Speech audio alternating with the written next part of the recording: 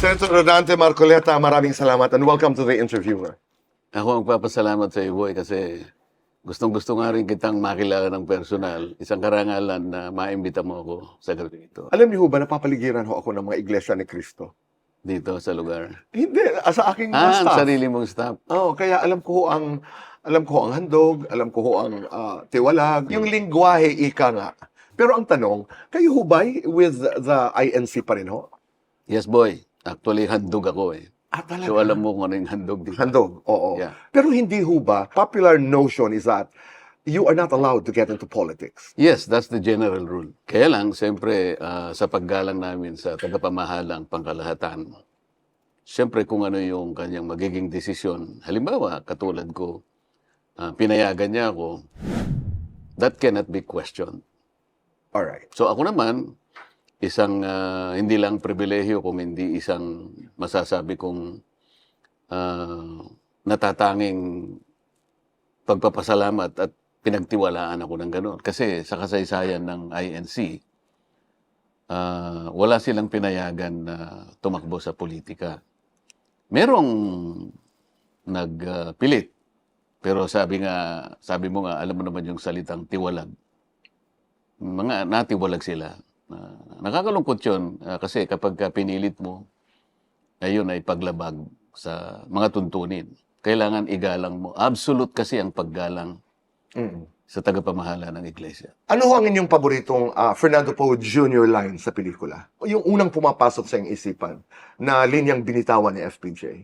Kasi kung i-associate mo kay halimbawa sa isang pelikula na kasama niya si Eddie Garcia, puno ng salop, hirap. Ganun niya, di ba? Kailangan ka ng kalusin. Yung mga ganyan niya. Ano po yung pangalawang linya? Kailangan ka ng kalusin. So kung minsan alam mo, pati boses niya nagagaya ko. Alam mo bang grade 5 pa lang ako? Grade 5. Sa hirap ng buhay namin, boy. Para lang makapasok ako doon sa pinakamalapit na sinehan. Dalawa lang ang sinehan sa amin eh. Freddy's Theater, Jojo Theater. Mas malapit sa amin yung Freddy's. Nagkataon, yung tinatawag doon makanista, yung operator, pinsang buo ng tatay ko. Kapag ikaw ang nagdala ng baon, boy, dire-diretso ka Libre kang makakapasok. makakapasok ka. Doon ka pa sa balcony. At doon nakakapanood ka ng mga pelikula ni FPJ. Yes, boy. Anong kanta naman ni Tony Bennett ang kinakanta mo kay Mrs.? At pakisample po. I left my heart in San Francisco. Napakaganda. Hindi ko kayang anuhin yun eh. Hindi ko kayang... Tutulungan ho kita kahit isang linya lang. Napakagaling naman ng unang-una. Magaling ang boses. I left my heart. Yung ganyan, ano? In San Francisco. Yung ganyan. Napakaganda. Ano ang inyong pipiliin? Netflix o YouTube? Netflix. Bakit ho? Ayaw ko yung series kasi masyadong matagal yun eh. Pero nung mapanood ko yung Designated Survivor, matagal yun, boy. Napakaganda. Senator, what makes you smile? Siyempre, katulad mo ngayon. I feel at ease. I feel very, very confident. At saka ngayon lang kita nakita ng personal. Baka hindi ka maniwala na dahil siguro sa dami ng shows mo at saka yung mga taong naiimbita mo, sabi ko isang araw naman sana maimbita ako ni Boy. Maraming salamat po. But what makes you cry? Pag nakikita ko yung karamihan, lalo na yung mga taong marginalized, kasi dyan ako galing, Boy. I was born in a poor farm in Paniquitarlac. Yung lupa, hindi sa amin yun eh. So, ang tatay ko is a farmer. So, sa hatian pa lang, sa murang isip ko, Boy, sabi ko, tay, bakit wala na akong nakita sa pinagtrabaho natin? Halimbawa, kasi annual yung harvest, bakit palaging sayad? Kasi ang termino nila, sayad. Pagka uno-uno, parang break-even. Kung minsan naman po, ang ganda ng tubo natin. Ganun kahirap ang kalagayan ng isang mahirap. So, dahil nanggaling ako doon, alam ko kung ano yung kanilang sentimento. Ano ang pinakamalaking misconception ng mga taong hindi dumaan sa hirap tungkol sa may hirap? Ang buong akala nila, yung mahirap, ay magiging masaya lang kapag naaabutan mo ng ayuda. Hindi nila alam ang mahirap. Gusto rin nila na makapag-graduate doon. Hindi dahil sa binibigyan mo. Ayaw nila yun eh. Ang mahirap, walang pinag-iba sa isang taong nakaririwasa. Meron din isang karangalan. Gusto niya, iwanan niya ang kanyang pamilya sa isang kalagayan na hindi ganun. Yung mag-iiba. Kasi nangyari sa akin yun, boy. Sa hirap namin, sabi ko, paano kami mag-graduate dito? Naisip ko yung pag-aaral. Kaya doon ako nagsikap. Gusto ko ganun din ang mangyari sa mga kapwa ko mahirap. Ayun ang aking pinanggalingan. Parang akala nila yung mahirap, ganun na lang yung kanilang kapalaran. Hindi eh. Tama. Bigyan mo sila ng pagkakataon, makagraduate doon. Alam nila, gusto nila. Ayaw nilang manatiling mahirap. Boy, nakita ko na yung pagbabago eh. Unti-unti, pero importante na makita mo na magkakaroon ng pagbabago mula doon sa mentalidad na yun. Kasi nung nangangampanya ako, ang pinilit kong subject matter ay huwag niyong ipagpapalit yung boto ninyo sa konting subsidy na matatanggap niyo. Kung gusto niyo, tanggapin niyo dahil pera niyo yun. Pero ang tingnan niyo, pagkatapos niyong tanggapin yan, ay yung magiging kalagayan ng ating bansa. Yung bang iboboto niyo ay isang taong gagawa ng paraan para maiba naman ang inyong kalagayan. Hindi niyo ho binatawan ang mensahe na yan. Hindi ko binitawan yun. Hanggang sa mga malalaking rally, yun pa rin ang aking subject matter. Kasi ang nakakapikon ho doon ay ginamit talaga ho yung subsidiya, ika nga, na tool para sa kampanya. Na para bagang pag-aari ho yun ng ilang mga kandidato. Sinira ko yun, boy, sa pamagitan ng isang paghahalimbawa at isang paraan para mapalitan natin. Ang sabi ko, ang mga ayudang ibinibigay sa inyo ng pamahalaan, kung inyong susumahin yan, aabot yan ng 300 million o higit pa.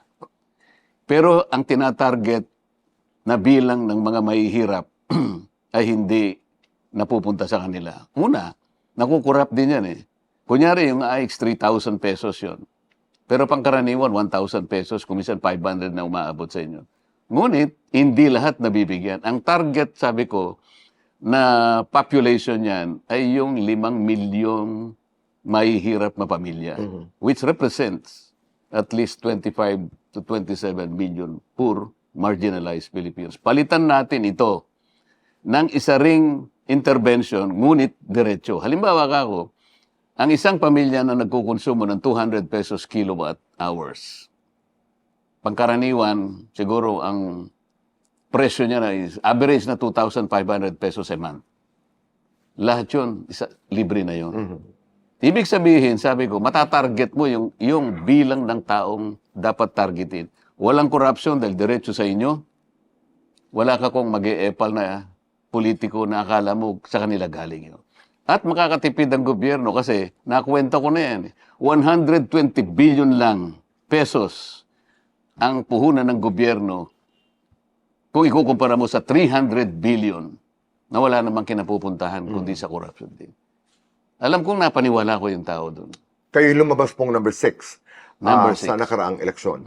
Kung kayo po ay superhero, ano pong superpowers ang gusto niyo? Gusto ko yung aking power, yung talagang may pagka-magic.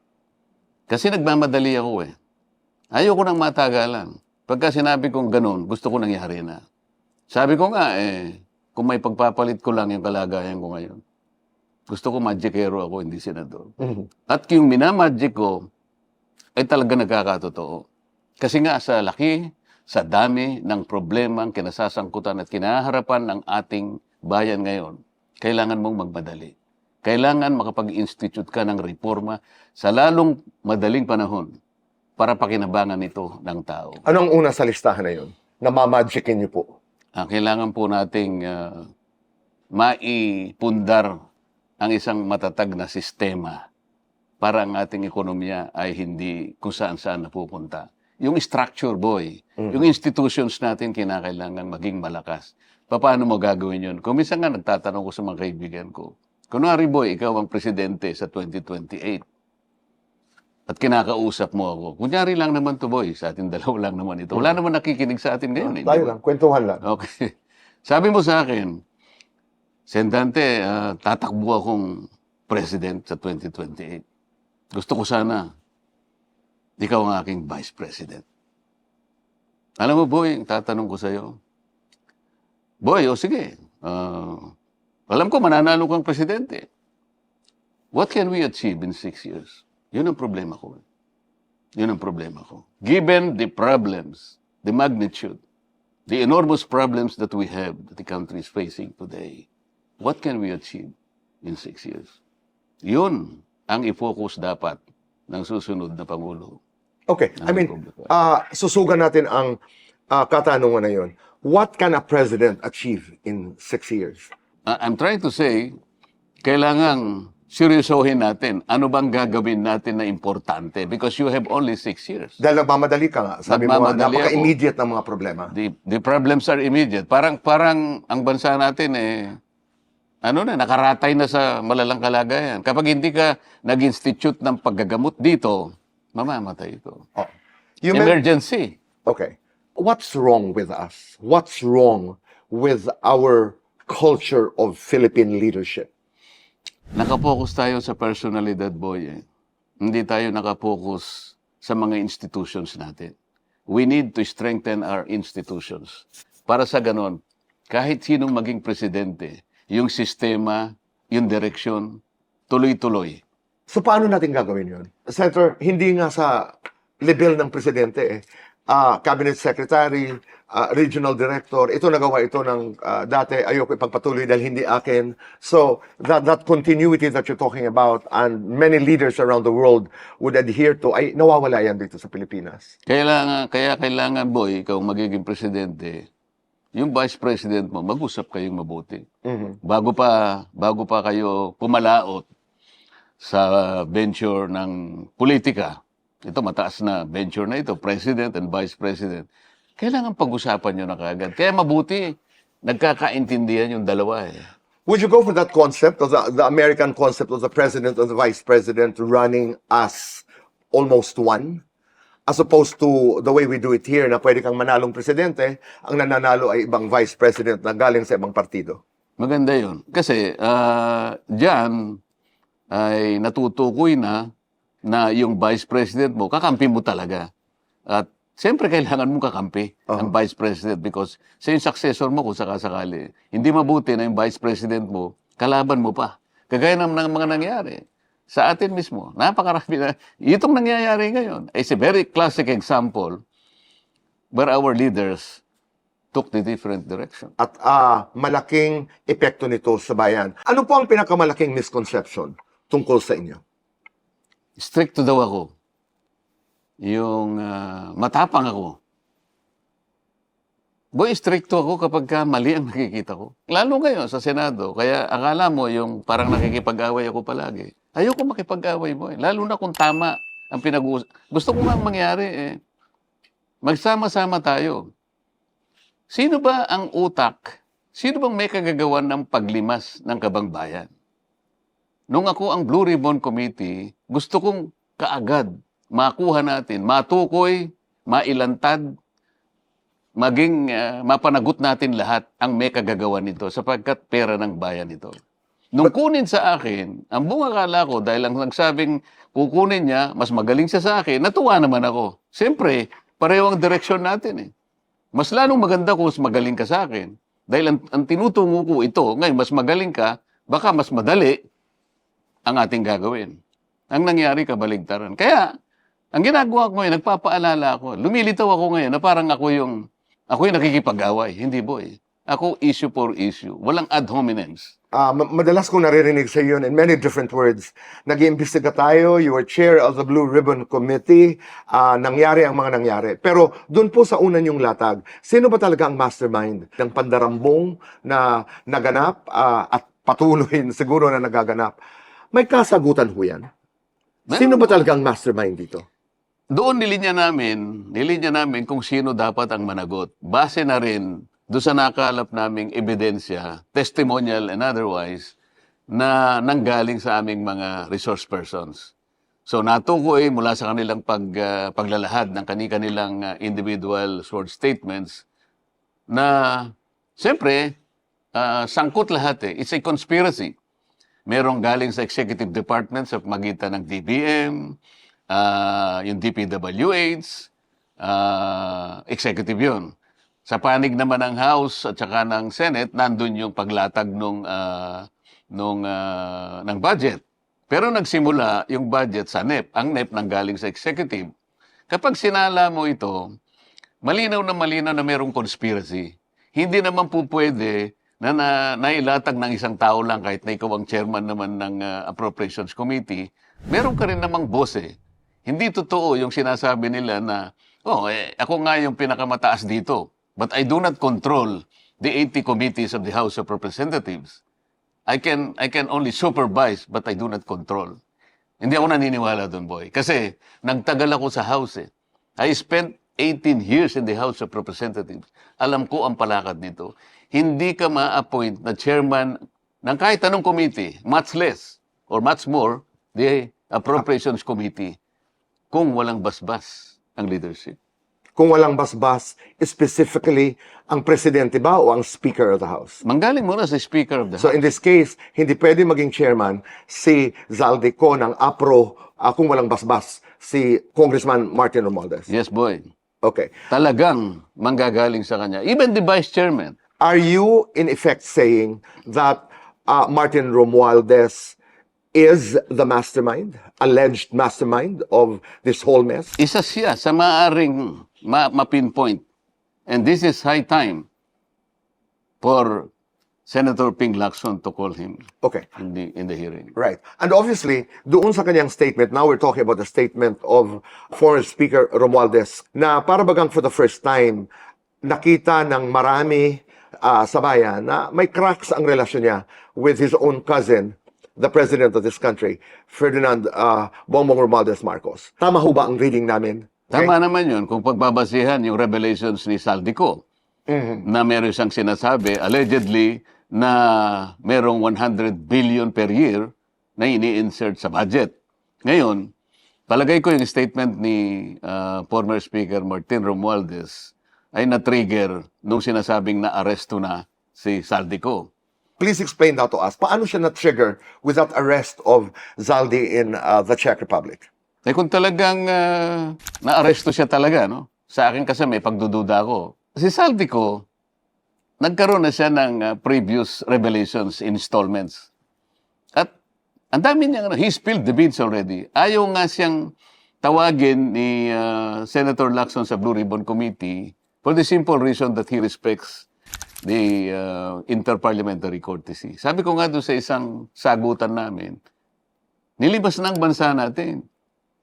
You're still respecting interparliamentary courtesy? Saan ka naman nakakita ka kung gano'n? Kasi ayaw nila talagang magsalita si Saldi. Sabi ko, pwede mo nang gawin yon. Kasi kung hindi ka in-advise ng legal staff mo, ako magsasabi sa'yo, Saldico can secure his own sworn statement in any country in Europe. Apostille niya lang yun eh. And the Apostille Convention is already recognized by the Philippine Supreme Court. At inadapt na nga ito sa isang requirements natin. Sabi ko, pagka na-apostille yung kanyang sworn statement, pwede mo siyang paharapin sa committee kahit na by Zoom. Bakit hindi mo gawin? Isang potential na witness siya.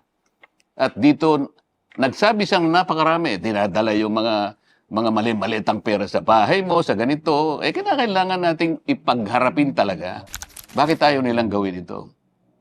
Ito yung punto rito. Ngayon, kapag kung nahuli talaga, magkakaalaman dito. So kaya siya gumawa ng statement sa aking palagay, sige, nasa sa inyo. O dilaglagan na tayong lahat. Parang gano'n ang ibig niya sabihin. I cannot be the fall guy. Ibig niya sabihin, merong mas mataas sa kanya. Okay. Napakinggan namin yung statement, pero sususukan ko lamang yung statement ni Congressman Zaldico, accusing the President of the Republic as head, actually, nung nauna niya mga statements na lalo na yung 100 billion, inutusan niya si Budget DBM Secretary. Pagdating, siya ang tumawag pala sa kanya, kung tama ang aking pagkaalala. At sinabi niya, hindi kaya ito, i-insert ang 100 billion, kailangan hatiin, ang 50 billion dito, ang 50 billion. Tama ho ba ang aking pagkaalala? Yan ang sinasabi ni Saldico. Yan ang Tama sinasabi ni tama Zaldico. ka. Oo, di ba? Dumikit yan sa ating isipan dahil doon siya nagpapaliwanag na ako'y nasa baba lamang. hindi ako nasa taas. May nagdidikta pa sa akin. Tama naman yun. Dahil kahit na ikaw ang chairman ng Appropriations Committee, hindi ka makakagalaw sa sarili mo. Hindi ganun ang system sa House of Representatives. In effect, that Palagi- was what Martin Romualdez also was trying to say, na medyo may collegial decision or hindi lang sila isa. Well, you use the word conspiracy theory, alleged, no? Oo. Kasi nga, hindi po pwedeng walang say si Martin Romualdez. Hindi pwedeng mangyari na si Saldi lang ang magdedesisyon sa sarili niya. Kailangan palagi niyang kinukonsulta ang speaker. At hindi ako maniniwala at walang maniniwala na wala siyang approval sa lahat ng gagawin ng Appropriations Committee. Doon sa statement ni former Speaker Martin Romualdez, yun ang unang lumabas. Ang unang lumabas, parang may problema na kayo ng Malacanang, parang may problema na kayo ng pinsan mo. Dahil nga doon sa kanyang reference to the executive's participation in the budget process.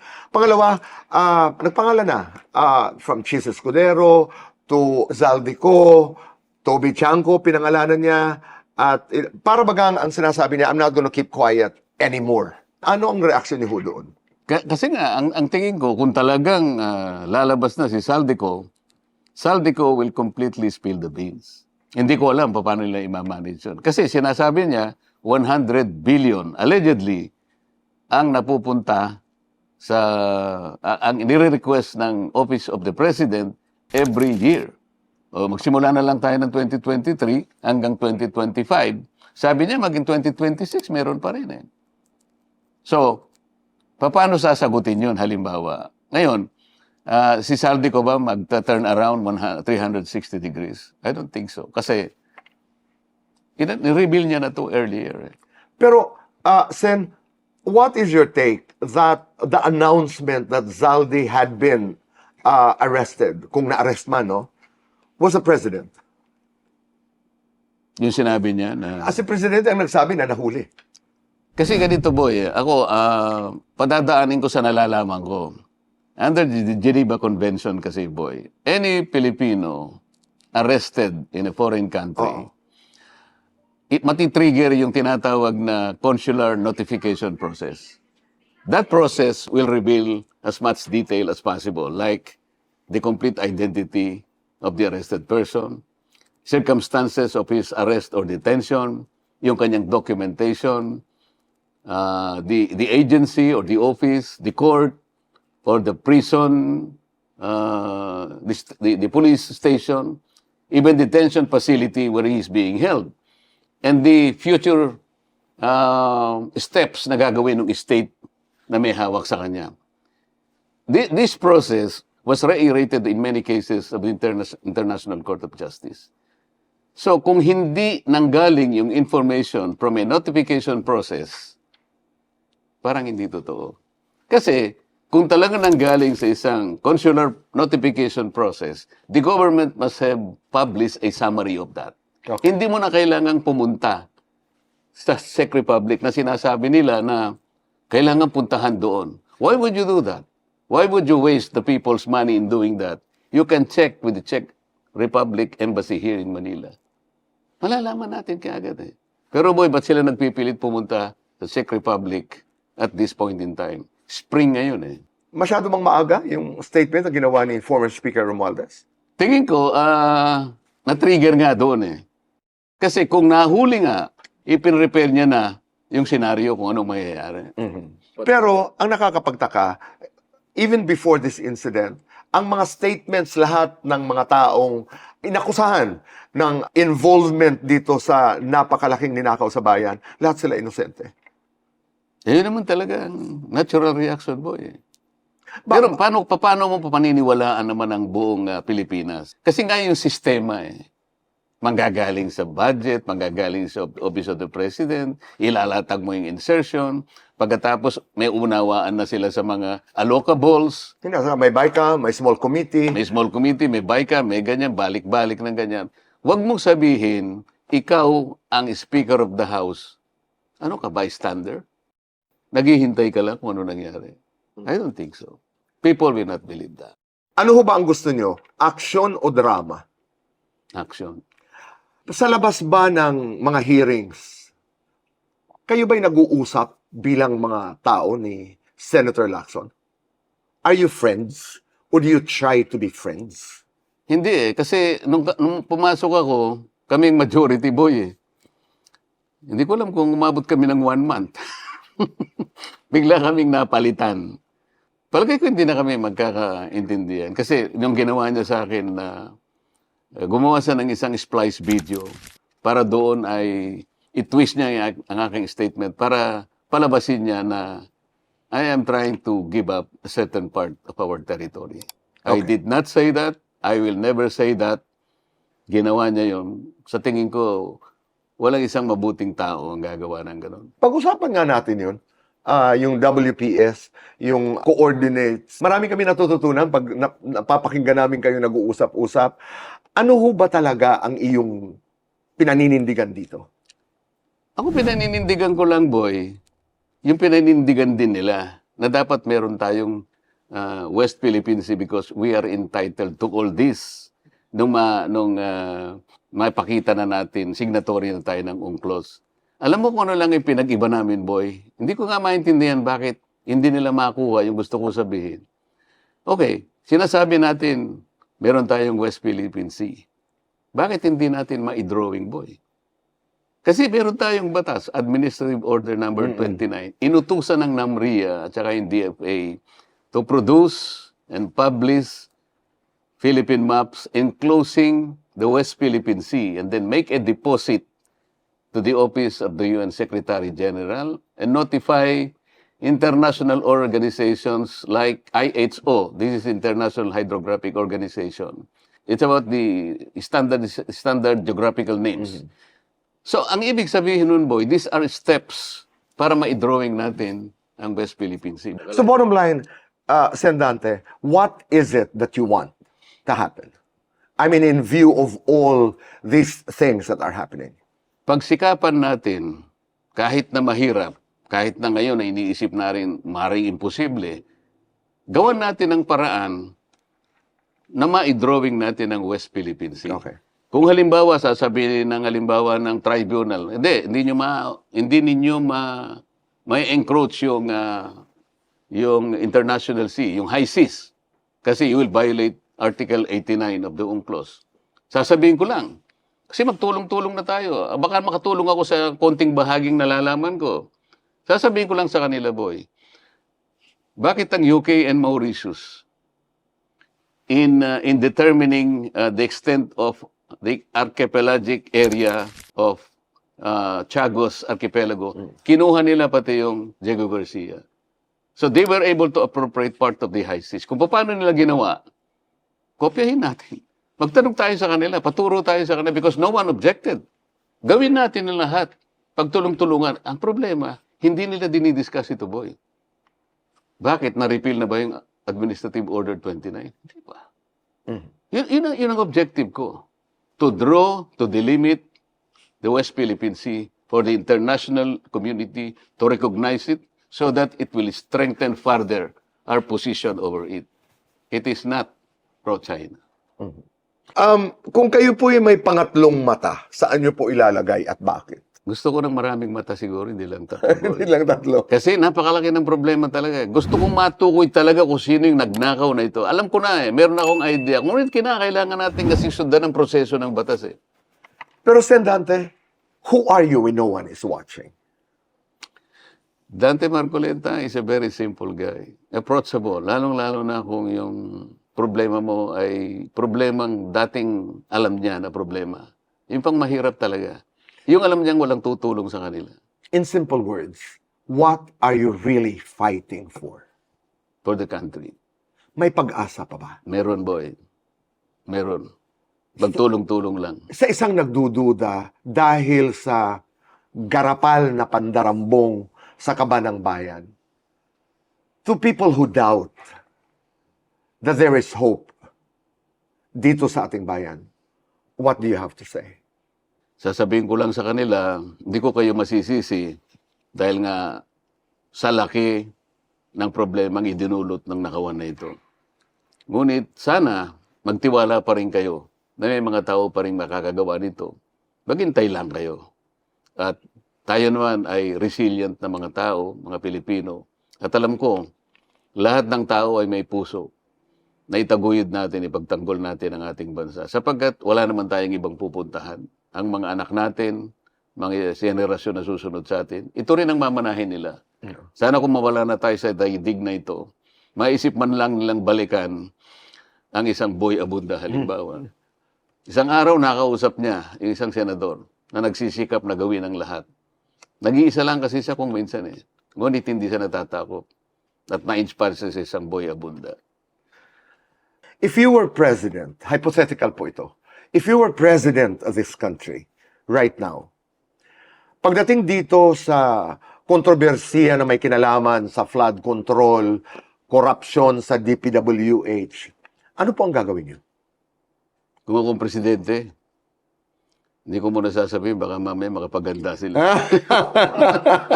Kizaldi ko. Kailangan siyang magsalita talaga. Alam ko marami siyang sasabihin. Alam ko magagamit siya talaga. Sabihin mo na kako. Sapagkat kilala naman kita talaga. Hindi ka naman ganyan, alam ko. Kasi nung magsimula ka, nakita na kita eh. Mababa ang loob mo. Hindi ka mayabang. Nakikita ko na pwede kang makausap ng matino. If you were president of this country, after the statement of former Speaker Romualdez, anong sasabihin mo sa kanya? Presidente ako, baka hindi na siya nakapagsalita.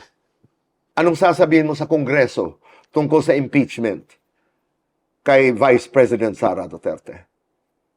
Meron pa bang ganun? Kasi presidente na ako, di ba? Halimbawa lamang, you know, the president has the numbers.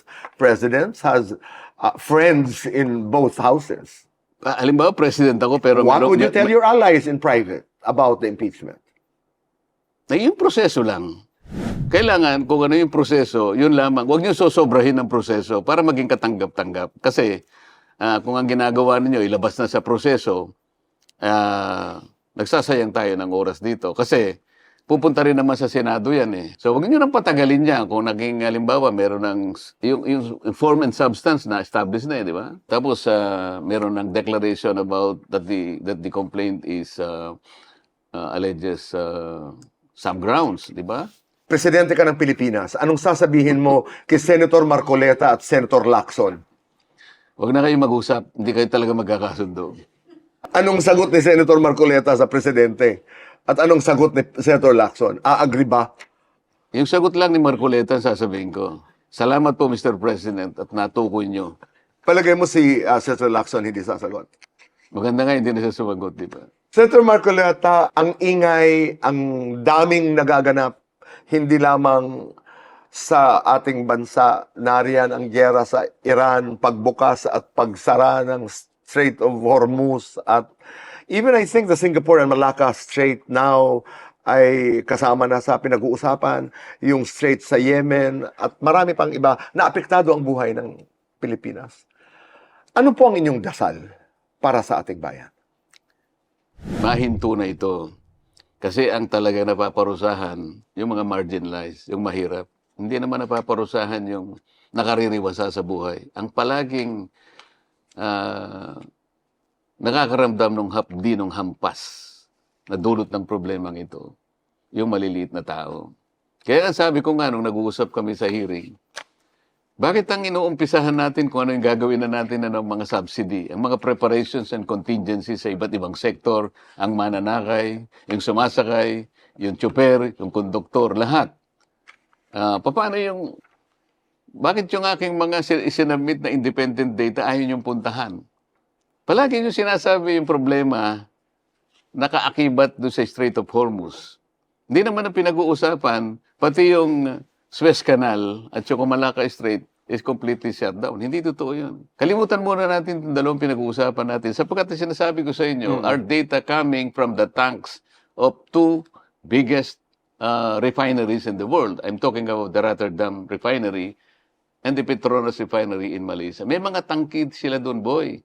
And then, dahil meron akong informant sa Singapore, who is an Australian, sinabmit niya sa akin yung procedure kung paano tayo makukuha kaagad-agad ng stock sa Singapore. Ito yung tinatawag niya na tank-to-vessel procedure. Na nagsimula nga noong March 17, ang presyo kahit na isama mo na yung local add-ons natin, nasa 40 pesos pa lang March 17, per liter ng diesel. Hanggang nung March 25, ang pinakamataas ay 50 pesos per liter. Kasi 580 metric tons US dollar. So sabi kong ganun, ba't natin pinag-uusapan ng Strait of Hormuz? Ba't natin pinag-uusapan, for example, ng Suez Canal? Ang Singapore nandito Alam mo ba, boy, ang disappointing part there, nakaharap ako sa mga oil companies. They cannot even dispute. You have to dispute, sabi ko, my data, if you can. I will not hesitate to apologize kung mali ako.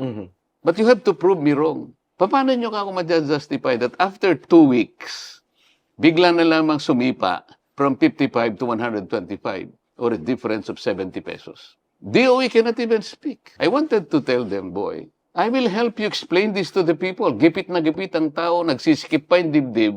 Maibsan lamang yung sikip na yung kung may paliwanag ninyo. If you cannot explain it to me now, then we cannot explain it to the people. Nakalipas pa yung about 20 days. The DOE was not even able to investigate and validate the accuracy of the independent data that I have submitted to them through the committee chairman. Sabi ko, paano gagawin natin? Talaga bang meron tayong crisis? Sabi ko. Pagkatapos unti-unti, binababa nila, boy. Pero ang pagbaba, boy, kagaya ng sinasabi ko, it's like the rockets and feathers irony. This is focusing the asymmetry in prices. Like kapag tumaas ang presyo, they shoot like rockets. But they fall like feathers when the prices drop. Ganun ang nangyayari sa atin. But the question is, do we have really a crisis? Nandito, hindi nyo binabalidate. Kasi baka binalidate nyo, totoo Why don't you get 50 pesos lang sa Singapore? Sa mga kaso ngayon na pinagdadaanan, ibabalik ko lamang, may makukulong bang malalaking mga isda? Bakit naman hindi? Kung talagang gagawin lang natin ang tama. Yun naman ang dapat gawin. Sen Dante, mapangahas. 1 to 100. Can you rate the performance of the president of this country? 1 to 100? Ikaw naman ba, kaya mo rin i-rate yun. It does not require a Rodante Marcoleta to rate him. Senator Dante, ikaw isang senador, you're a father, you're a son, you're a husband, you're a friend. But who are you first? I think I am a citizen who loves this country, foremost. If you were to write your epitaph, sige nga, subukan natin. I mean, 50 years, 100 years from now, people will look back. Yes. And you wrote that epitaph. How would that go? Rodante Marcoleta, isang taong maliit, ngunit piliin niyang gumawa ng malaking bagay para sa kanyang bansa. Gano'n lang kasimple. Maraming salamat. Thank you, boy. Hi, people of the Philippines and people of the world. Hit the button below and you will be subscribing to the Boy Abunda Talk channel on YouTube. Let's keep talking. Kaibigan, tuloy ang usap.